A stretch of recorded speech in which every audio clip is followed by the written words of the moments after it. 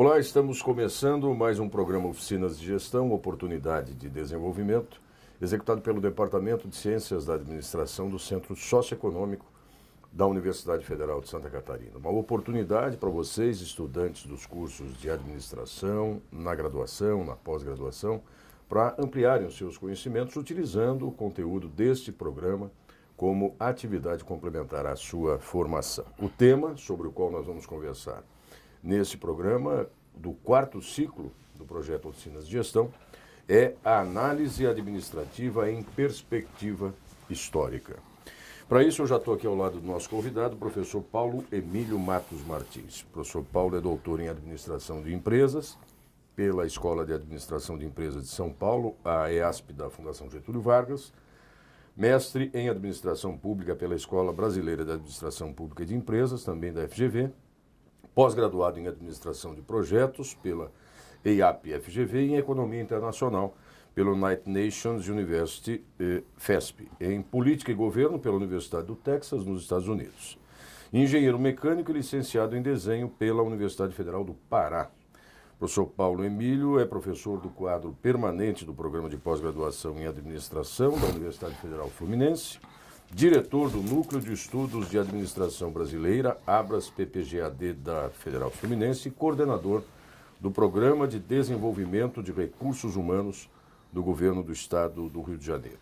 É conselheiro da Associação Comercial do Rio de Janeiro e professor emérito da Escola de Comando e Estado-Maior do Exército Brasileiro, além de ser membro da Academia Paraense de Ciências e autor de diversos livros e artigos em periódicos científicos, anais de congressos, jornais e revistas. Professor Paulo Emílio, muito obrigado pela sua participação, pela disponibilidade em estar conosco aqui para a gente falar sobre análise administrativa em perspectiva histórica. Esse é o nosso tema, né? Bom, o senhor publicou um artigo chamado O Espaço Dinâmica Organizacional em Perspectiva Histórica, em que a sua proposição é a historicização do objeto de estudo da administração, o EDO.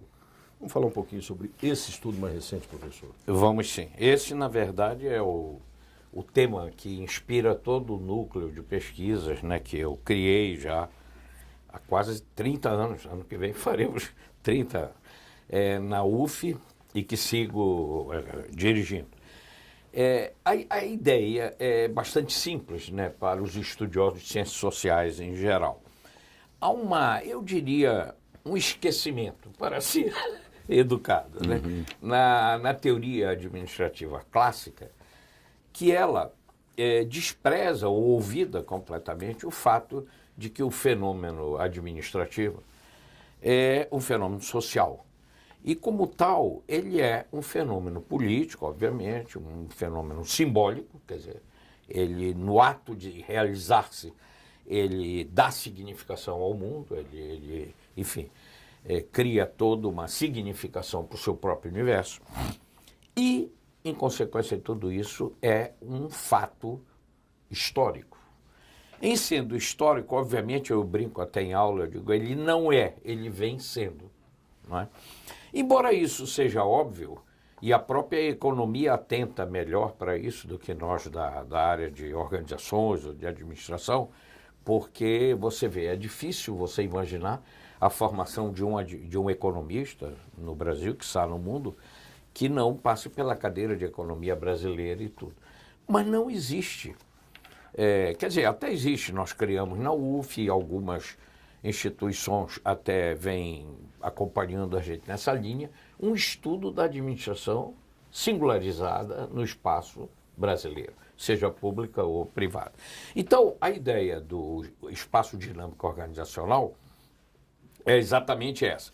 Se nós olharmos, por exemplo, a primeira transparência que eu fiz para essa sessão, que está sendo aí colocada, nós vemos que eu faço uma metáfora da análise administrativa como o retrato que um pintor pinta do seu objeto de inspiração.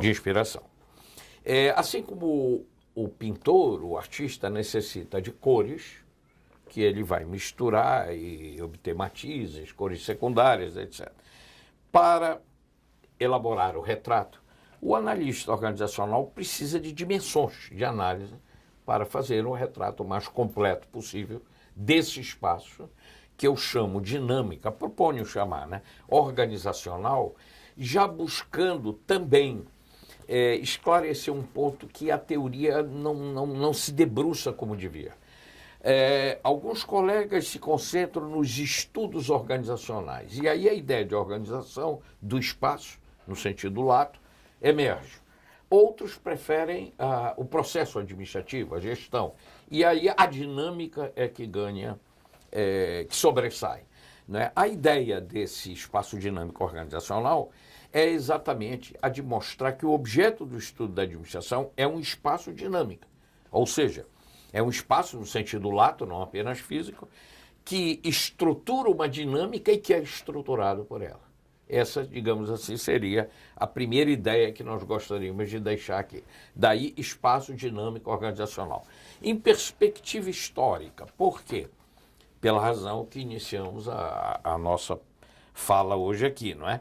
Dessas 5 dimensões clássicas da análise organizacional, que aparecem na figura projetada, as mais conhecidas, e eu diria que inspiraram as primeiras teorizações, obviamente é a dimensão física, as coisas, os edifícios, os equipamentos, etc. A tecnológica, e aqui tecnologia no sentido lato, não é uma tecnologia como hoje nós falamos, são todos os processos, portanto, tudo que opera, é o modus operandi, ou os modus operandi de dinamização desse espaço. A humana, que já chega na teoria com um retardo aí de 1, 2 décadas em relação aos pioneiros, mas que traz o homem para dentro disso. E aí vem a política, que vai também atingir a teoria das organizações já na segunda metade do século passado. E vem a grandemente esquecida a dimensão simbólica. Aquela que nos diz que esse coletivo de pessoas num espaço realizando uma dinâmica necessariamente produzem significação para esse espaço.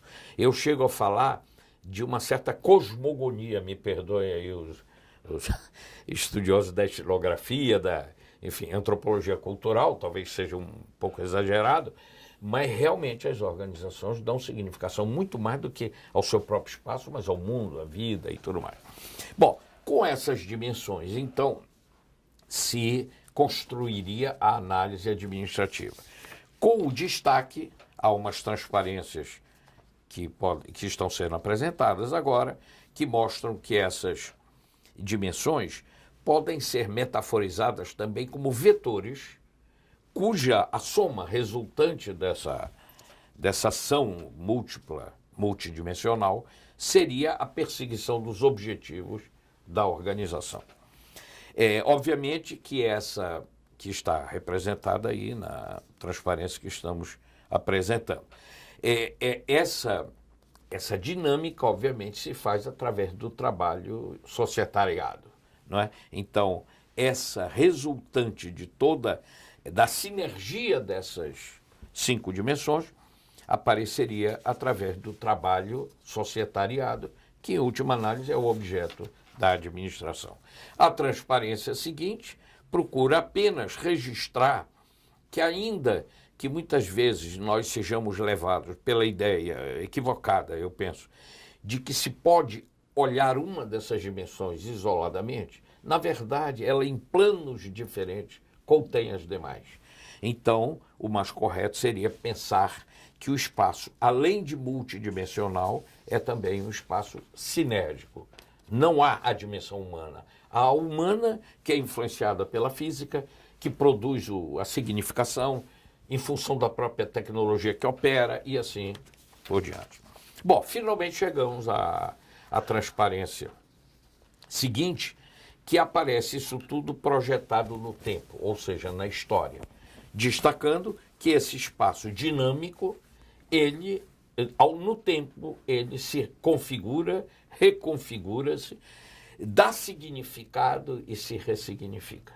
Daí que seria infantil, eu penso, infelizmente não penso sozinho, não estou isolado, fazer qualquer análise dessa dinâmica, desse espaço, da administração como um todo, se você não historiciza este objeto de estudo.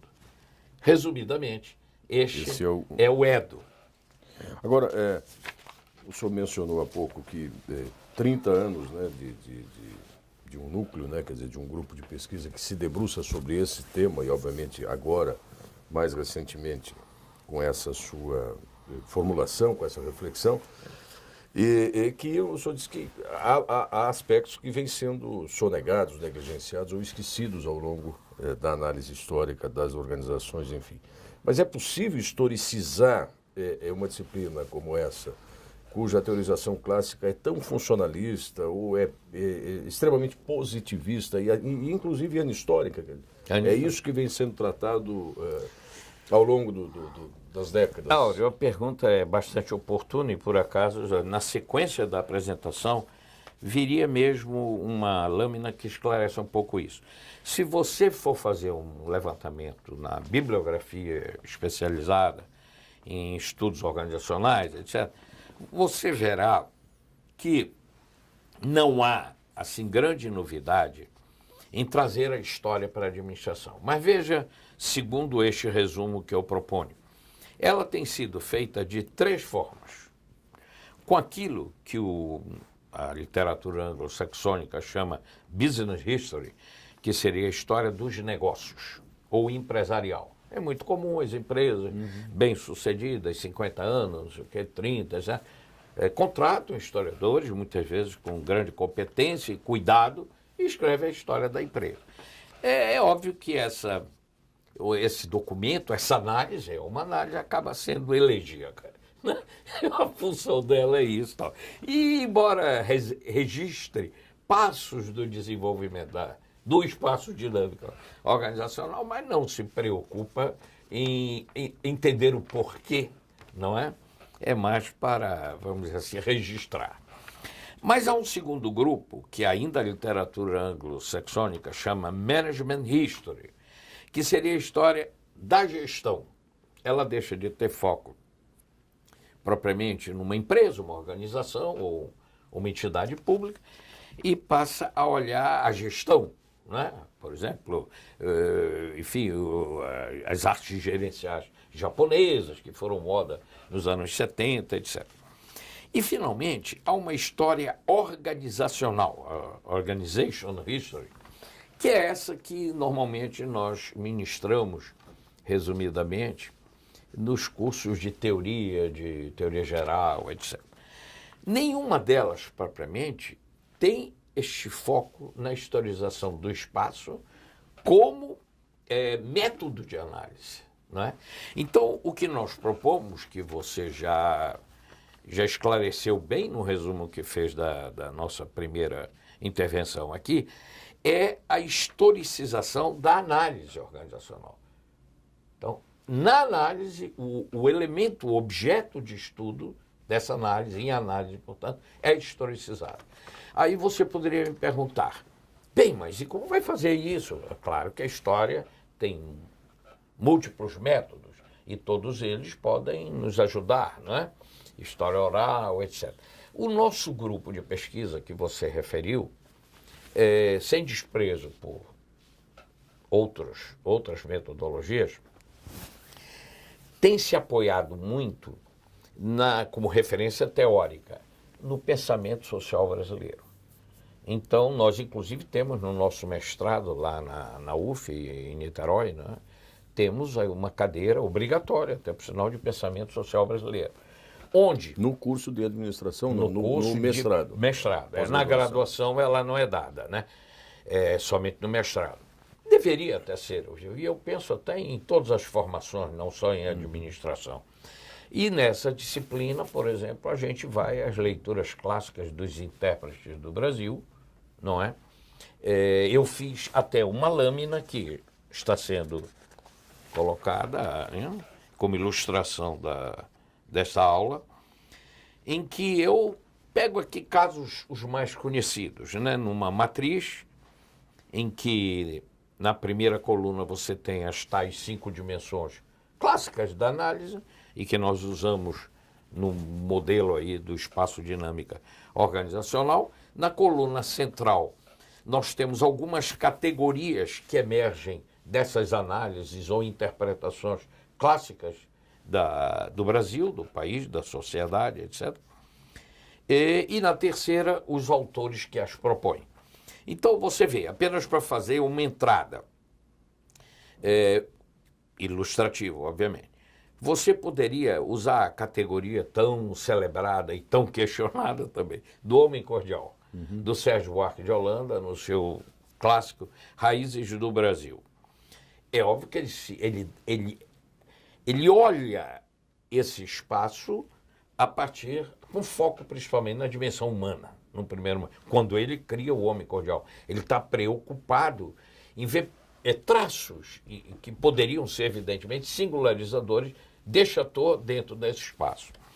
Obviamente que isso aí daria uma aula inteira, e essa metáfora do Holanda é também muito questionada, como todas as demais aqui, mas ela nos ajuda a partir da ideia tão conhecida que o Sérgio propõe, de que o brasileiro seria o cordial, no sentido etimológico da palavra, de corde, coração, né? Um homem muito mais inclinado à emoção do que propriamente à racionalidade, por exemplo, burocrática.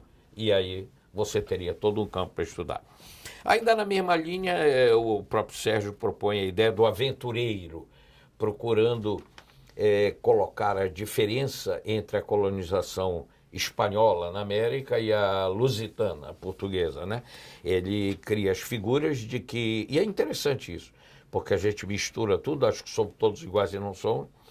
Ele mostra que a Espanha vem para a América para construir a nova Espanha. Tanto que ele usa a figura do ladrilhador, que em espanhol seria o homem que faz as alvenarias, né? Dizendo que eles vão construir as cidades com a régua, com o ângulo reto, e tudo. E as nossas nascem pela topografia. Não é? Então ele chama para isso, na metáfora que ele cria, nós seríamos o produto desses aventureiros que não vieram aqui para fazer, vieram por razões comerciais, etc. Usamos ainda, lembramos na própria imagem aí, aparece o Homem Caranguejo, de Josué de Castro, que escreve uma antológica análise, um livro belíssimo. Eu até digo, quando falo desse livro, ele bem poderia ser atualizado como método de análise para ver a situação sanitária do país hoje, não é? Quando ele propõe o Homem Caranguejo no seu livro A Geografia da Fome, né? Outro intérprete do Brasil. O Malandro, etc., que já é muito conhecido. Mudando um pouco mais para o foco, não tanto na dimensão humana, mas a partir da material, a física, a grande metáfora do Gilberto Freire, da Casa Grande, da Senzala, também questionada, etc., ela pode nos ajudar a entender certas, vamos dizer, formas que parecem ser muito vivas em todas as organizações brasileiras, de dividir, e que você não encontra de forma tão hierarquizada assim em outras sociedades. Na tecnológica, eu separei aqui, eu passarei rápido, né, porque isso tudo daria uma aula, evidentemente. Por exemplo, eu gosto muito dessa imagem do Darcy Ribeiro, é um capítulo do livro dele, O Povo Brasileiro, quando ele fala o moinho de moer ou de gastar gente. Ele mostra que, ao contrário até do que o Freire, o Gilberto, quer deixar como imagem mais forte, o nosso processo de escravidão não foi nada generoso. Darcy Ribeiro, se não me engano, estabelece nesse livro, a partir das pesquisas históricas que fez, que a idade média útil de um escravo era da ordem de um lustro, 4, 5 anos. A partir daí ele podia estar vivo, mas não prestava mais. Ele chama para isso máquina de moer gente. Ora, nós não temos mais escravidão, é o caso, isso não é anacronismo, não. Se você imaginar que a escravidão negra foi a primeira forma intensiva de trabalho na economia, que fez grande parte desse país, até hoje, catedrais, igrejas, enfim. e que ela se transforma historicamente na forma do trabalho assalariado, você não terá muita dificuldade em perceber que esse trabalho assalariado ainda conserva alguns grilhões da escravidão. Bom, e assim a gente podia ir adiante vendo, eu gosto muito dessa imagem, esta é do Faoro, o capitalismo politicamente orientado nos donos do poder. Isso é muito interessante, uma análise dele, porque a nossa sociedade se propõe capitalista, liberal, etc. Tal, mas a ideia do capitalismo no Brasil é muito diferente da protestante, anglo-saxônica, etc. Completamente diferente. Você é capitalista, empreendedor com dinheiro público, com subvenções, dividindo riscos com o governo e quase sempre sendo seduzido por uma taxa de lucratividade, de rentabilidade, que muitas vezes é até moralmente indefensável. Bom, e assim vamos à política. Eu gosto muito o coronelismo, por exemplo, que também é um livro clássico, né, do Vitor Nunes Leal, Coronelismo, Enxada e Voto. Há muitas críticas na própria literatura, em sociologia e política, né, de que é um anacronismo falar em coronelismo hoje. Eu discordo, eu até brinco em sala de aula, eu digo, então falar de democracia também é anacrônico, porque ela foi proposta bem anteriormente e era muito diferente da nossa, uma democracia de escravos, de não mulheres, etc. O problema é que, assim como a democracia se ressignifica historicamente, obviamente que o coronelismo também se ressignifica. Nós temos estudado muito essa contribuição do Leal e tem vários artigos publicados e tal. Há um que escrevi com 2 ex-mestrandos, em que a gente propõe, inclusive, a imagem do coronelismo cajado e voto, em substituição à ideia do lavrador do campo, hoje a essas forças políticas de origem, de pregadores, etc. Nós colocamos o cajado no papel do antigo coronel. Há um grupo de estudiosos na academia que propõe o coronelismo eletrônico, né? Que aí a substituição se faria nos meios de comunicação. E há, inclusive, um colega nosso do Espírito Santo que usa o coronelismo empresarial. O fato é o seguinte, essa relação que, resumidamente, seria, e que estamos vendo hoje, muito viva, de relações de escambo, de troca, no pior sentido, né? E nos espaços onde o Estado é ausente ou rarefeito, como dizia o Leal mesmo, estão vivas aí, né? E assim vem outras ideias no simbólico, por exemplo, a imagem que é também muito, uma melancólica, outra mais eufórica. A do Paulo Prado, quando propõe a ideia da tristeza brasileira. É uma coisa para a gente pensar mesmo. Se você olhar, nós fazemos a maior festa popular do mundo. Mas se for analisar, as letras das canções são profundamente nostálgicas. Entendeu? Essa coisa muito brasileira. Finalmente, o Darcy gosta muito o Darcy Ribeiro, né? Aquele livro dele, O Povo Brasileiro, é um livro que eu recomendo ler quando a gente estiver deprimido com os fatos do cotidiano, porque é um livro cheio de esperança. E ele chega a dizer nesse livro que está nascendo aqui nesse sítio, como diz ele, que ele mesmo declara o mais lindo, o mais belo do planeta, uma nova Roma. Porque ele fala que o que estaria sendo forjado aqui é uma nova civilização.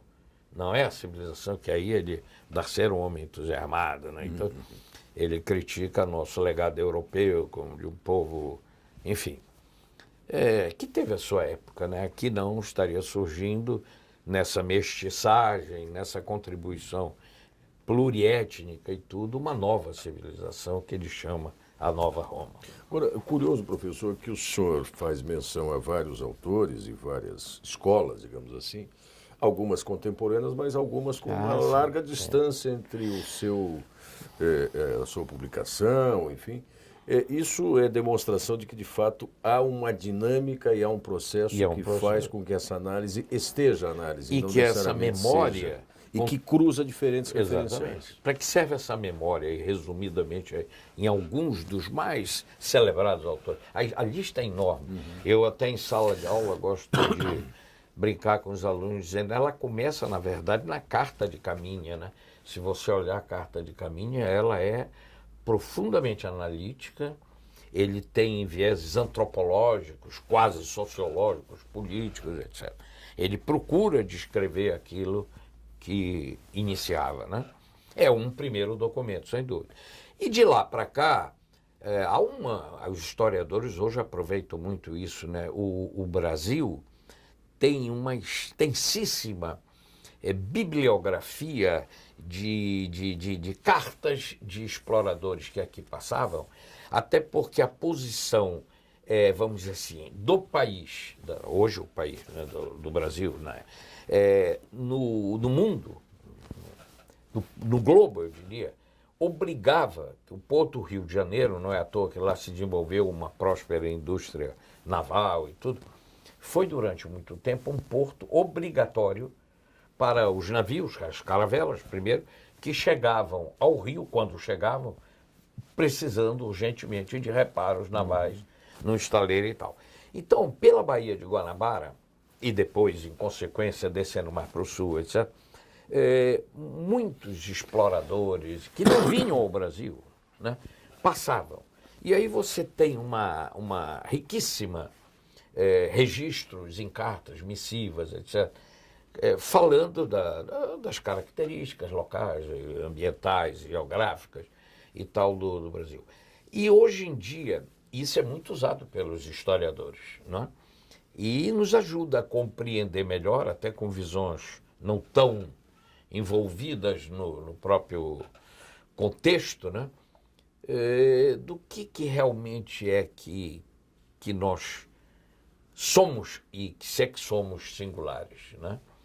Essa coisa é muito debatida, eu tenho tido debates, porque há colegas que gostam de ver a administração, você disse tudo, com uma ciência positiva, universal. É claro que como campo de conhecimento, que é acadêmico, ela tem, vamos dizer assim, alguns princípios universais, mas como fenômeno social, ela tem que ser contextualizada. E aí, esses autores, aqui quase todos os que eu li, todos, são do século, Silvio Romero, que eu nem citei, Oliveira Viana, já seriam da transição, né?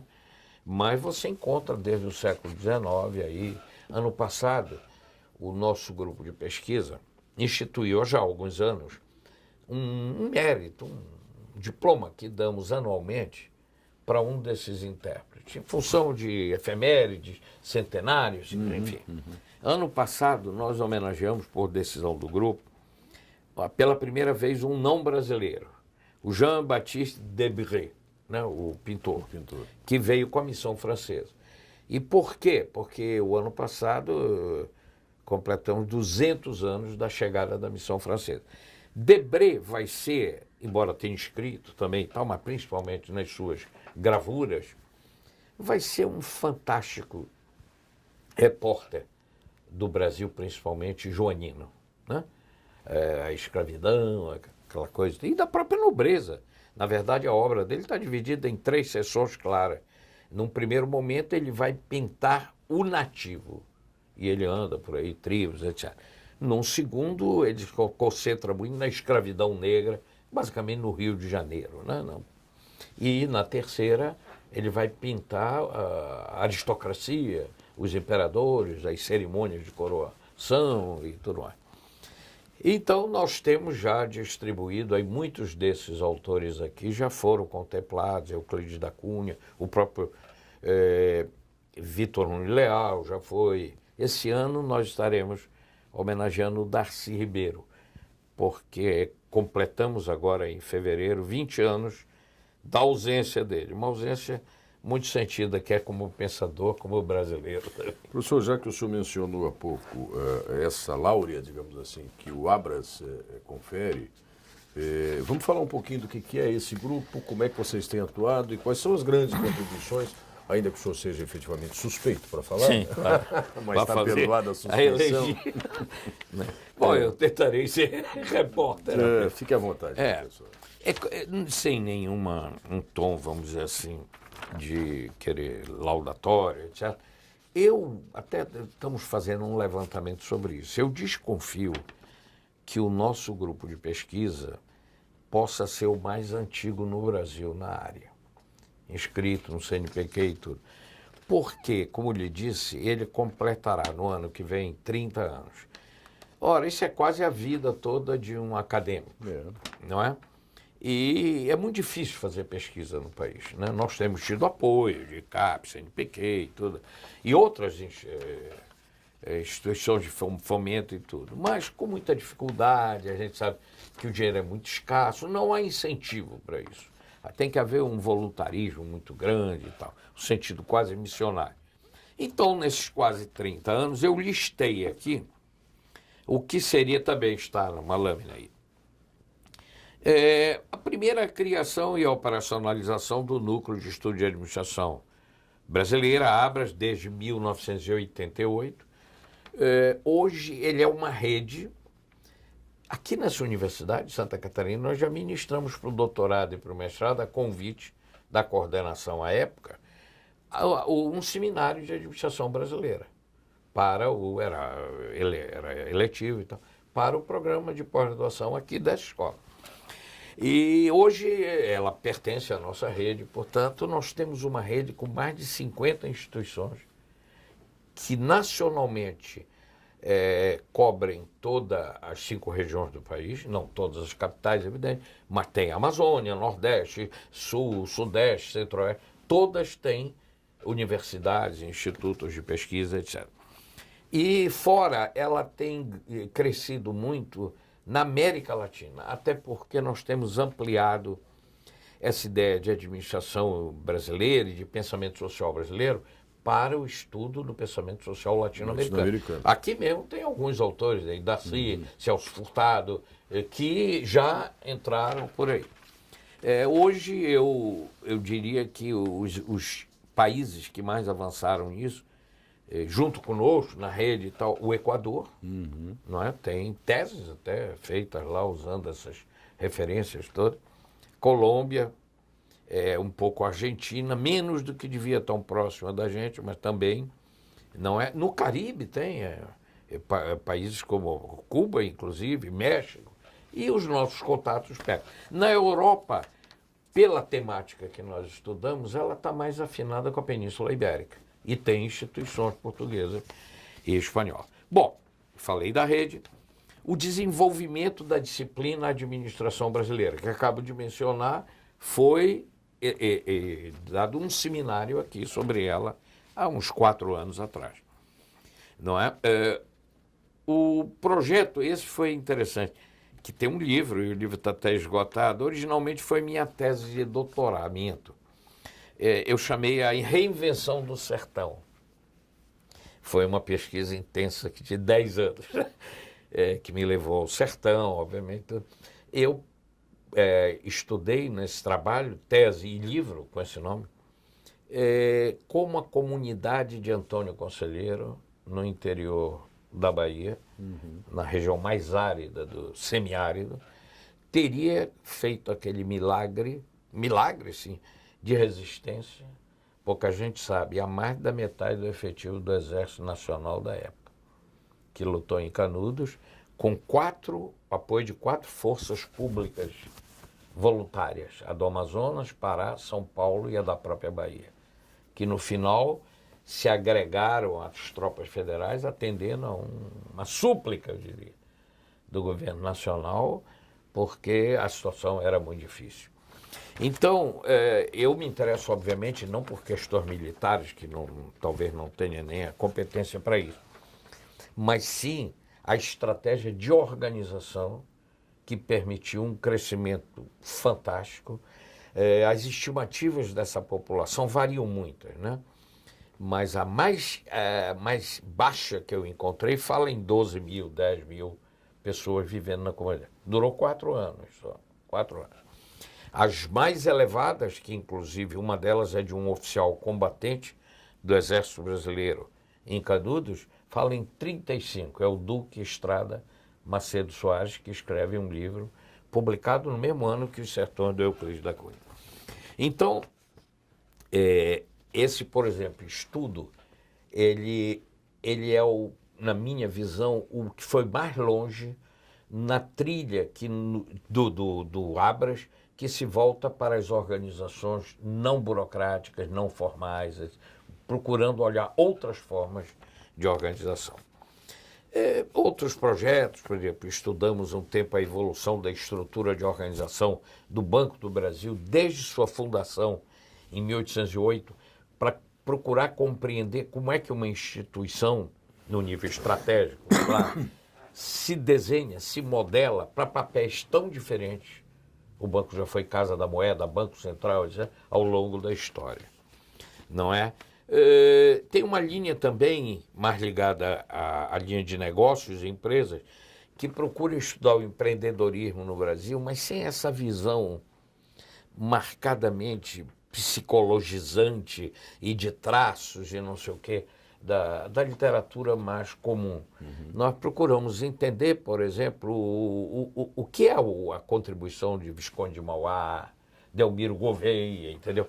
Homens que genuinamente produzidos aqui, e talvez influenciados, sim, por teorias de fora, etc., mas vão ter um impactar muito fortemente essa sociedade a partir do que seria lá as suas visões de empreendedorismo e tudo. É uma linha toda, empreendedorismo e empreendedores do Brasil, história e significação. Já deu teses até de doutorado, uma delas muito interessante, né?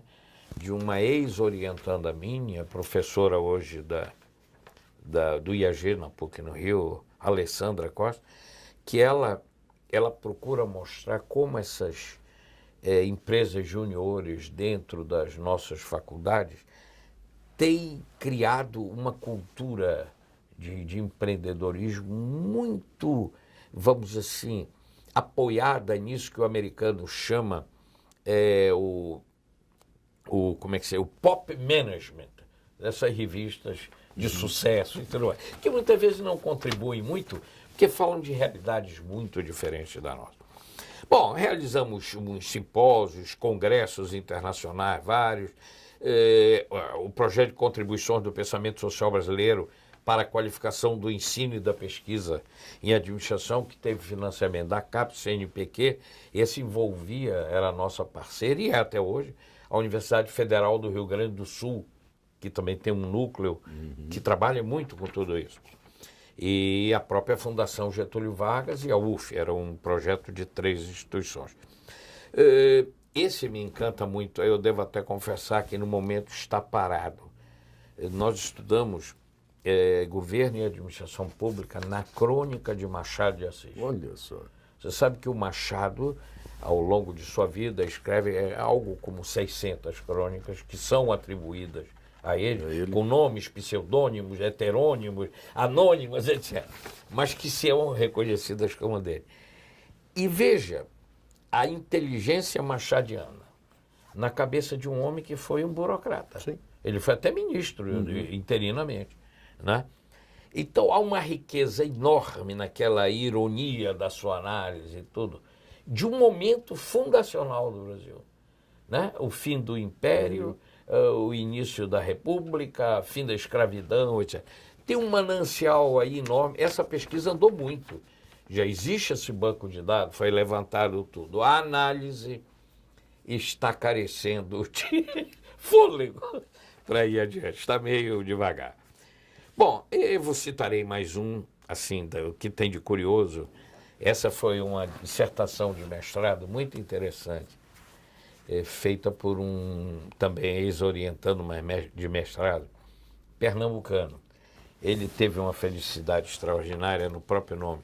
Ele chamou A Estratégia da Saudade. Aspectos da administração nassauviana, no Brasil, holandês e tal.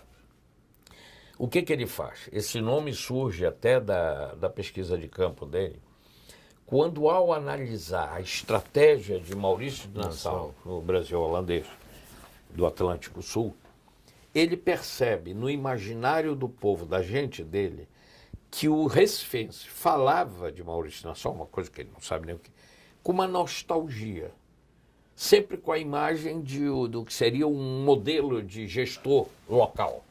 Era o que tinha ficado pelas transformações, essa coisa toda. E aí ele vai, então, estudar esse período sob o ponto de vista da forma, um papel muito difícil do Nassau, porque, na verdade, ele era o que hoje nós chamaríamos o CEO de uma grande empresa. Organização. A Companhia das Índias. Isso. Ele era isso. Mas ele também era um governador e era um chefe militar. E muitas vezes essas coisas, na realização do seu governo, entraram mais ou menos em conflito. Por exemplo, ele foi recambiado de volta para a Holanda porque, como executivo da Companhia das Índias Ocidentais, ele não estava, parece que, agradando muito. Ele tentava mostrar a visão dele para a Companhia das Índias, o grande financiador do projeto, que o grande projeto era o domínio do Atlântico Sul, para o qual o Brasil de um lado e a Angola do outro teriam, e eles já estavam lá, teriam um papel importantíssimo. Parece que os holandeses não compreenderam.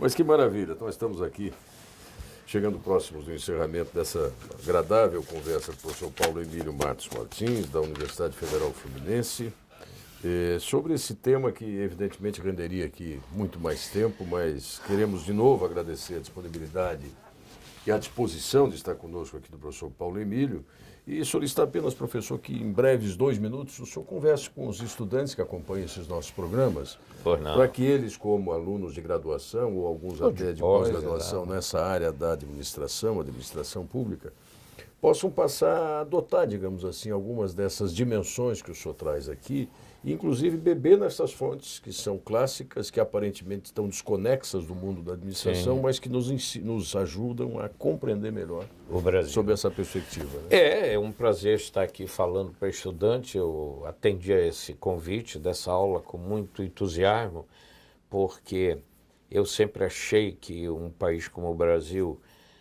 teria que ter uma presença muito mais forte por todos os meios de comunicação de massa na ação pedagógica, né? Porque há todo mundo sabe, um vazio enorme, um abismo aí. E claro, isso aqui que nós estamos fazendo tem um efeito multiplicador muito maior do que qualquer palestra que eu dê. E nesse sentido, eu então recomendaria, vai aparecer aqui na aula um link na internet, onde vocês poderão ler um capítulo com esse título. Não é bem o título, não é a análise administrativa, é o espaço dinâmico organizacional em perspectiva histórica. Este capítulo de livro de minha autoria, que está disponível para download free, livre, na internet, no endereço que está aí colocado. Esse é um capítulo, como já disse, de um livro publicado até pela aquela instituição muito importante, o Ricardo Brenan, de Pernambuco, onde nós fizemos um seminário internacional, na verdade, sobre o Brasil holandês, em que o trabalho que eu referi foi apresentado. Então eu escrevi essas notas, como era um evento basicamente de história, né, para ajudar a fazer essa ponte, e eu acho que é uma leitura, resume toda essa aula aqui, né, e aprofunda também aquilo que a gente não pôde. Valeria a pena aqueles que se interessarem, lerem com atenção e, como atividade de consolidação de tudo isso, discutir possivelmente as questões intrigantes que devem aparecer ao longo do texto. Acho que seria um belo exercício. Professor Paulo, muito obrigado, foi um prazer, uma satisfação estar aqui com o senhor. E vocês que nos acompanham, prestem atenção no ambiente virtual do programa Oficinas de Gestão, porque lá tem a agenda completa das próximas conferências, dos próximos programas. Até a próxima. Obrigado.